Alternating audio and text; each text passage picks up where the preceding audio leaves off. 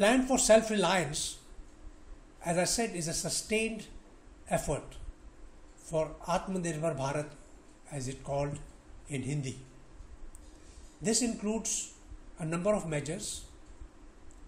One of the primary measures or instruments is the Defence Acquisition Procedure. The Defence Acquisition Procedure 2020. This is under finalization now, and in the Defence Acquisition Procedure, various steps have been underlined where primary importance is being given for acquisition from the indigenous sources. Here it is felt that the armed forces should, whenever they are considering the acquisition of military equipment, they should try to go in for indigenous source when it is available in the country per se.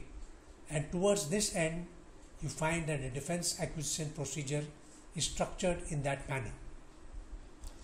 I would like to also highlight that when defence acquisition procedure highlights indigenous sources, this does not mean that 100% of the equipment is to be manufactured in India.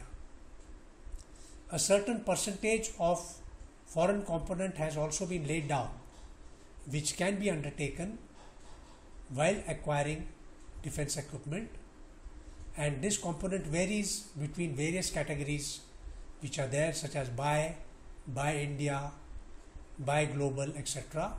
Percentages have been laid down, and which vary from 40 to 60%. So that is where the defence acquisition procedure lays down and provides certain inputs on that.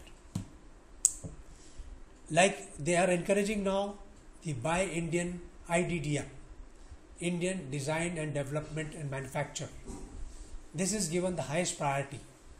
An equipment which is designed in India, developed, manufactured is being given the highest priority. You have the make, a procedure for making manufacturing equipment in India, which is given also the highest priority as well as the issues concerned. Then you have the Defence Production and Export Policy 2020. We have discussed it in one of our previous meetings in great detail. This envisages building a defence production capability in India with the objective of creating self-reliance in the defence manufacture per se. And this has been also now sent in a draft form. It is expected that after receipt of the feedback, it will be formalized and issued in the coming days. So there will be a policy per se which will be in the public domain. Whereas the first one, defence procurement or defence acquisition, is a procedure. Now a procedure has to outline a number of various facets within. It's not just a policy. Policy is a broad guidelines.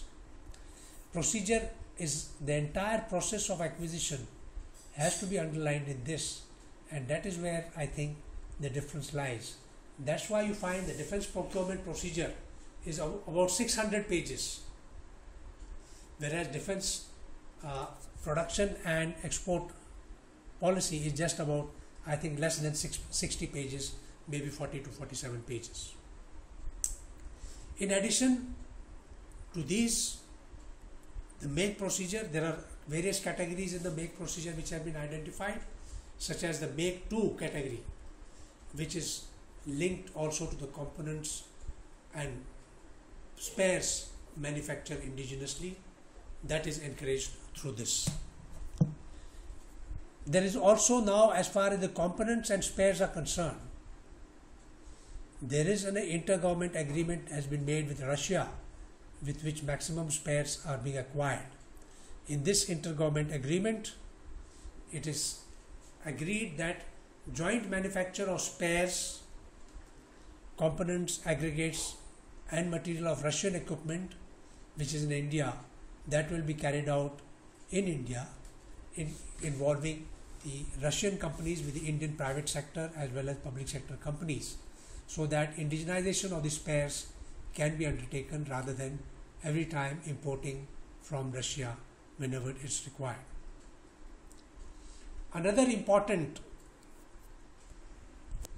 instrument is the strategic partnership model. In the strategic partnership model, the objective is to create large original equipment manufacturers in India with the assistance of foreign defense technical majors.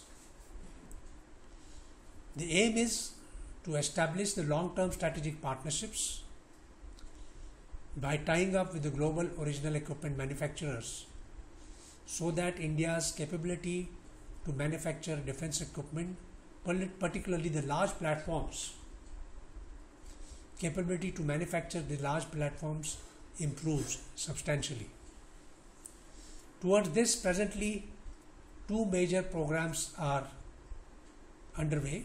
One is the submarine acquisition, known as Project 75I. This strategic partnership agreement between Indian companies and various foreign companies is now in vogue, like Russia, Germany, France, Spain, and so on. Another is the single engine fighter program.